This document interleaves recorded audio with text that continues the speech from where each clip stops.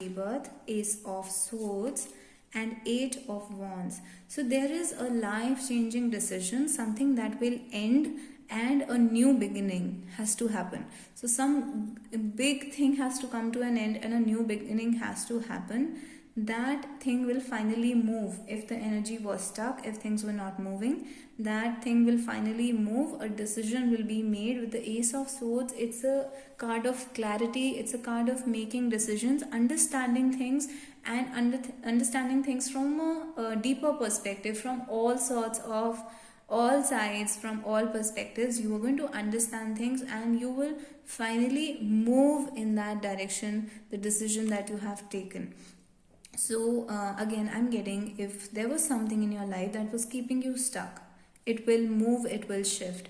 If there was something which was like a death-like state, then you're going to have a rebirth here with the death and rebirth card, and you are going to experience new energy coming into your life, fresh energy coming into your life, and good things will start happening because things will start moving and shifting. So I see movement for you, and I see you will have great ideas if you are an idea person, if your work involves ideas. So let's say if you're in a creative field, in writing, blogging, movie making, any kind of thing that requires ideas to come up. It can also be something like said in the previous example, it can be sales. Sales requires you to be creative. Any field that requires you to be creative, you are going to have great ideas and you will impress your seniors, your clients and your customers and people with the ideas that you have in your mind.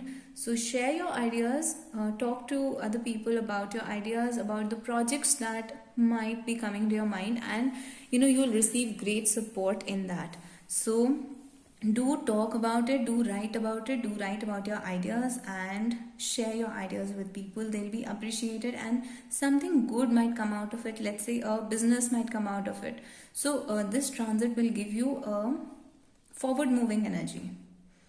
So this is what I have for Sagittarius. धनु राशि के लिए मेरे पास आपके cards मेरे सामने हैं। तो डेथ एंड रीबर्थ, आपकी लाइफ में कोई ऐसी चीज़ थी जो एक डेथ लाइक सिचुएशन क्रिएट करी थी, जिसको हम मरण कारक स्थिति कह सकते हैं, यानी कि कोई ऐसी चीज़ जिसने आपकी लाइफ में बहुत ज़्यादा स्टकनेस ला के रखी हुई थी, चीज़ों को अटका के रखा हुआ था। तो ये एक डेथ जैसी सिचुएशन कह सकते हैं। बट आप इस चीज़ से मूव करेंगे, आगे मूव करेंगे और एक रीबर्थ एक्सपीरियंस करेंगे, यानी कि पुनर्जन्म का एक्सपीरियंस करेंगे।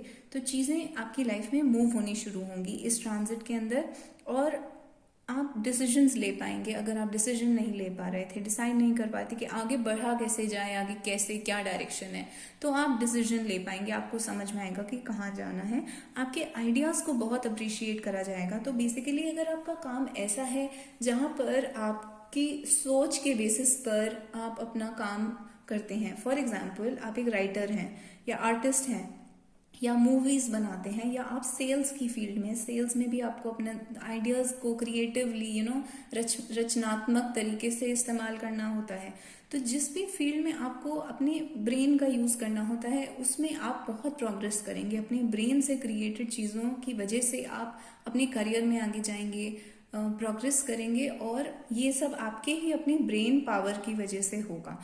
तो अगर आपके दिमाग में नए आइडिया हैं तो आप उनको अपने सीनियर्स के साथ शेयर कर सकते हैं, लोगों के साथ शेयर कर सकते हैं, और आपके आइडियाज़ को सराहा जाएगा, प्रेज करा जाएगा, अप्रिशिएट करा जाएगा। लोग आपके आइडियाज़ को एक्सेप्ट करेंगे। तो आपको उसमें से एक नया बिजनेस स्टार्ट होने का स्कोप बनता है। तो स्कोप होगा कि आप उसमें से कुछ नया स्टार्ट कर सकते हैं, बिजनेस स्टार्ट कर सकते हैं। अगर और कुछ नहीं तो आपको उसके बारे में कम्युनिकेट करके, बातचीत करके फ़ायदा मिलेगा ओवरऑल।